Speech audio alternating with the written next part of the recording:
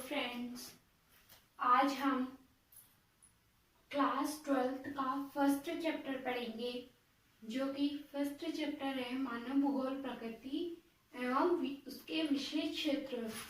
तो हमने मानव भूगोल के बारे में तो हमारे 11th क्लास के फर्स्ट चैप्टर में भी पढ़ा और थोड़ा सा हम इसमें भी पढ़ेंगे। तो हम स्टार्ट करते हैं हमारा न्यू क्लास का न्यू चैप्टर मानव भूगोल प्रकृति एवं विषय क्षेत्र। तो हम सबसे पहले भूगोल के बारे में बात करते हैं। तो इस शब्द को सर्वप्रथम लाने वाले जो वैज्ञानिक थे वह ग्रीक के भूगोलवेत्ता थे, जो कि एक यूनानी थे। तथा सर्वप्रथम शब्द जो भूगोल है वह सर्वप्रथम शब्द किसने दिया? सर्वप्रथम शब्द इरेटोस्थेनीज ने दिया। और भूगोल शब्द जो है, भूगोल का जनक हिकेटियस को माना जाता है। तथा भूगोल को दो ग्रीक भागों में बांटा गया, ग्रीक भाषा में बांटा गया। एक तो जियो और सेकंड है ग्राफोस। जियो का अर्थ होता है पृथ्वी, ग्राफोस का अर्थ होता है वर्णन करना, यानी कि भूगोल का अर्थ हुआ पृथ्वी का वर्णन करना। इसके बाद में हम देखते हैं कि भूगोल शब्द को, भूगोल के दो पार्ट है, एक भौतिक भूगोल और एक मानव भूगोल। भौतिक भूगोल जो कि हम 11th में पढ़ रहे हैं और मानव भूगोल जो कि हम 12th में पढ़ेंगे। तथा मानव भूगोल की हम बात करें तो मानव भूगोल का केंद्र बिंदु किसे माना जाता है? सबसे पहले हम बात करते हैं कि मानव भूगोल का केंद्र बिंदु क्या है। तो मानव भूगोल का केंद्र बिंदु यानी कि मानव की जो भी क्रियाकलाप है, मानव की जो भी मानव जो भी कार्य करता है वह सब मानव भूगोल का केंद्र बिंदु है।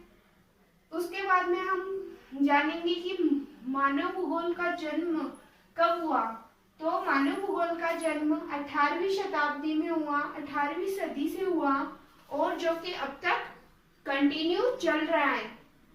इसे आधुनिक मानव भूगोल के नाम से भी जाना जाता है या आधुनिक भूगोल भी कहते हैं। तो यहाँ क्वेश्चन बनता है एक कि आधुनिक मानव भूगोल जो है उसके जनक किसे कहा जाता है।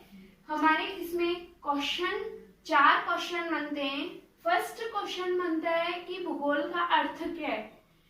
फर्स्ट इसका आंसर हुआ पृथ्वी का वर्णन करना। सेकंड क्वेश्चन बनता है भूगोल शब्द का सर्वप्रथम प्रयोग किसने किया या इसको कौन लेके आया? इरेटोस्थेनीज। उसके बाद भूगोल का जनक किसे कहा जाता है? हिकेटियस को भूगोल का जनक कहा जाता है। फिर मानव भूगोल को आधुनिक मानव भूगोल भी कहा जाता है, जिसका जनक फ्रेडरिक रेटजेल को माना जाता है या फ्रेडरिक रेटजेल है। तो अब बात आती है कि फ्रेडरिक रेटजेल जो है वह कहाँ के रहने वाले हैं? तो वह जर्मन के रहने वाले हैं।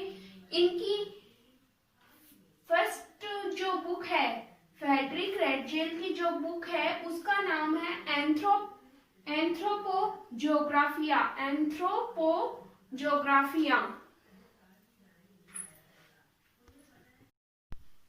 नेक्स्ट हम बात करते हैं परिभाषा की। तो हम सबसे पहले हमारे जो विद्वान हैं उन सबकी परिभाषाएं देखते हैं कि उन्होंने क्या क्या परिभाषाएं दी हैं। तो हम सबसे पहले फर्स्ट परिभाषा देखते हैं।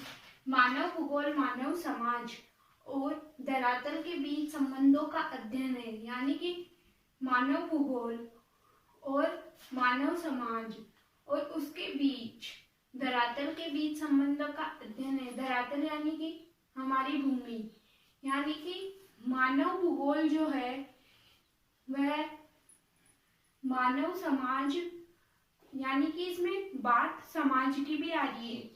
हर एक मानव और हर एक उसका समाज और उसकी धरातल यानी कि उसकी भूमि, इनके बीच जो संबंध है उनका अध्ययन है। ये परिभाषा फ्रेडरिक रेडजेल, जो कि एक विद्वान है जर्मनी के, उन्होंने परिभाषा दी है।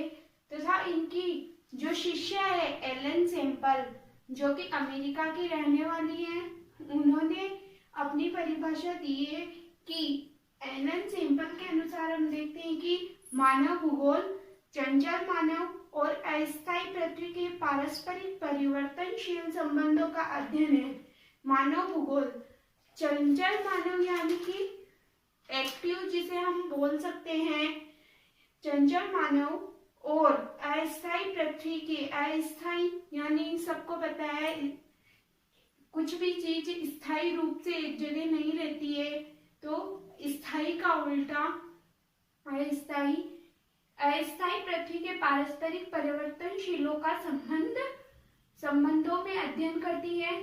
तथा जो एलन सैंपल के अनुसार उन्होंने परिभाषा के साथ साथ में अपनी एक विचारधारा प्रस्तुत की है। उस विचारधारा का नाम है नियतिवाद या निश्चयवाद विचारधारा। तथा इसे हम या तो नियतिवाद भी कह सकते हैं या निश्चयवाद भी कह सकते हैं, दोनों में से कुछ भी कह सकते हैं। ये विचारधारा एलन सैंपल के अनुसार दी गई है। तथा उन्होंने इस विचारधारा में एलन सैंपल जो है उन्होंने बताया कि हमारे चारों ओर का जो वातावरण है उसका प्रभाव हमारे ऊपर पड़ता है। यानी कि हम इस पृथ्वी पर रह रहे तो हमारे चारों, हम जहाँ रह रहे हैं हमारे चारों तरफ का जो हमारा वातावरण है उसका प्रभाव जो है वो हम पे पड़ेगा। तो वह कहते हैं कि प्रकृति ही सब कुछ नहीं है, मानव प्रकृति का दास है। यानी कि प्रकृति हमारे लिए सब कुछ नहीं है। जो हम मानव हैं, जो एक मानव है वह प्रकृति का दास है। तथा अब इसमें क्वेश्चन एक बनता है कि नियतिवाद में सबसे ज्यादा किसका प्रभाव अधिक दिखता है। परिभाषा को हम देखें तो उस परिभाषा के अकॉर्डिंग एक क्वेश्चन बनता है कि नियतिवाद में सबसे ज्यादा किसका प्रभाव अधिक दिखता है। तो प्रकृति का प्रभाव हमें सबसे ज्यादा अधिक दिखता है कि हम प्रकृति के दास हैं। नेक्स्ट हमारी परिभाषा है विडाल डी ला ब्लास, जो कि फ्रांस के भूगोलवेता हैं। वह कहते हैं कि इन्होंने सबसे पहले संभववाद जो विचारधारा है वो प्रस्तुत की। जो विडाल डी ला ब्लास है उनको संभववाद का जनक माना जाता है। तथा उन्होंने इसमें बताया, संभववाद जो विचारधारा है उसमें इन्होंने बताया कि मानव प्रकृति का दास नहीं है बल्कि मानव प्रकृति का स्वामी है। जैसे हमने फर्स्ट एलन सैंपल के अनुसार में पढ़ा कि जो नियतिवाद निश्चयवाद विचारधारा है उसमें मानव को प्रकृति का दास बताया है, और इसमें मानव को प्रकृति का दास नहीं बताया बल्कि स्वामी बताया है। वह जैसे चाहे कर सकता है, मानव का प्रभाव अधिक होता है प्रकृति से ज्यादा।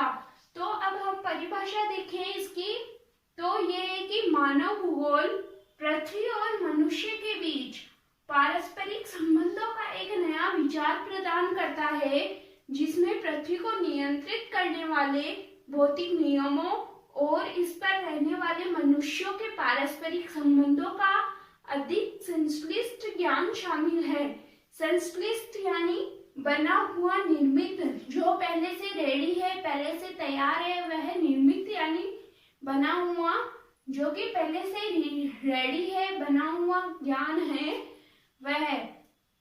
तो मानव भूगोल यानी कि विडाल डी ब्लास कहते हैं कि मानव भूगोल जो है पृथ्वी और मनुष्य के बीच का पारस्परिक एक ऐसा विचार प्रदान करती है, दोनों के बीच, मानव और पृथ्वी और मनुष्य के बीच में, कि जिसमें पृथ्वी को नियंत्रित करने वाले भौतिक नियम हैं, इस पर रहने वाले मनुष्यों के बीच पारस्परिक संबंधों का अधिक बनाया निर्मित ज्ञान को शामिल करती है।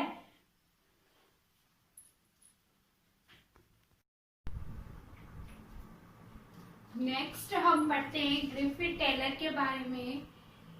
ग्रिफिथ टेलर जो है ये अमेरिका के रहने वाले हैं तथा इन्होंने भी अपनी एक विचारधारा प्रस्तुत की है, जिस विचारधारा का नाम है रुको और जाओ।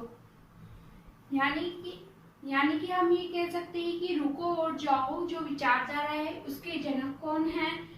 जनक है ग्रिफिथ टेलर। ये कहाँ के रहने वाले हैं? ये अमेरिका के रहने वाले हैं तथा इसमें कुछ लिखने का नहीं है। आप सोचोगे कि हमें इसमें कुछ लिखना है, इसमें कुछ लिखने का नहीं है, इसमें केवल समझने का है।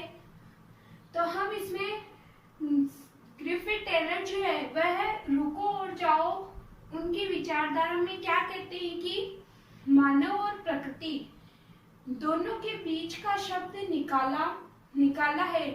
मतलब जो मानव रुको और जाओ यानी कि मानव और पृथ्वी दोनों के बीच का जो शब्द है वो निकाला है।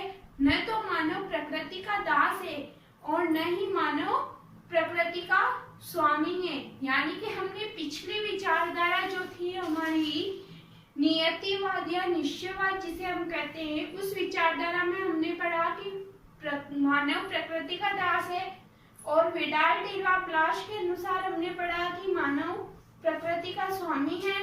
अब हम रुको और जाओ विचारधारा में ये पढ़ते हैं कि मानव न तो वो प्रकृति का दास है और न ही मानव प्रकृति का स्वामी है, बल्कि आपस में ही प्रतिक्रिया करते हैं। यानी कि पृथ्वी और मानव जो दोनों हैं वह आपस में ही प्रतिक्रिया करते हैं। मानव कुछ अच्छा या बुरा करता है, यानी कि हम कुछ अच्छा बुरा करते हैं तो प्रकृति के साथ प्रकृति भी, जैसे हमने कुछ बुरा किया प्रकृति के साथ या हमने कुछ प्रकृति के साथ अच्छा किया तो प्रकृति भी अपना व्यवहार अपने साथ वैसा ही दिखाती है। वह भी हम अच्छा करेंगे तो हमारे साथ अच्छे तरीके से पेश आती है और हम जितना बुरा करेंगे तो प्रकृति भी हमारे साथ बुरा करती है। जैसे कि हम अभी चल रहे वर्तमान समय में कोरोना वायरस को देखते हैं, यानी कि हमने कुछ बुरा किया या किसी ने भी बुरा किया तो उसका खामियाजा, या हम सब ने मिलकर कुछ बुरा किया तो उसका खामियाजा हम सब भुगत रहे हैं कि अगर पर्यावरण को हम नुकसान पहुंचा रहे हैं तो कोरोना को भेज दिया। कहीं ना कहीं मानव अतिवाद की तरफ बढ़ रहा है। ये कारण हो सकता है कि हम या इसलिए तो ये नहीं कह सकते हम कि न तो प्रकृति के दास हैं और न ही हम प्रकृति के स्वामी हैं। ये तो बीच का रास्ता है दोनों के। जितना शांत रहेंगे उतना अच्छा होगा, जितना हम अच्छा रहेंगे उतना ही हमारे लिए और हम सबके लिए अच्छा होगा। तो ये जो वर्णन है यानी कि रुको और जाओ, इसी को ही रुको और जाओ विचारधारा का नाम दिया गया है, या इसे नवनियतिवाद नवनिश्चयवाद भी कह सकते हैं हम। सिंपल सी बात है, रुको और जाओ यानी कि पृथ्वी और मानव दोनों के बीच का जो शब्द है कि हम दोनों के बीच की जो प्रतिक्रिया है वो रुको और जाओ में समझाई गई है। यानी कि हम जितना अच्छा करेंगे हमारे आसपास के पर्यावरण में या हमारी प्रकृति के साथ, प्रकृति हमको उतना ही अच्छी तरीके से दिखेगी, अपनी प्रतिक्रिया अच्छी देगी, और जितना हम बुरा करेंगे पृथ्वी हमारे साथ बुरा करेगी, प्रकृति हमारे साथ बुरा करेगी। नेक्स्ट हम देखते हैं डिफेन व पिट्स के अनुसार कि डिफेन व पिट्स अपने अनुसार क्या कहते हैं कि मानव भूगोल में किसे शामिल किया गया है। वह कहते हैं कि मानव भूगोल में किसे शामिल किया गया है, तो मानव भूगोल में मानव व उसके कार्य को शामिल किया गया है, न कि किसी और को।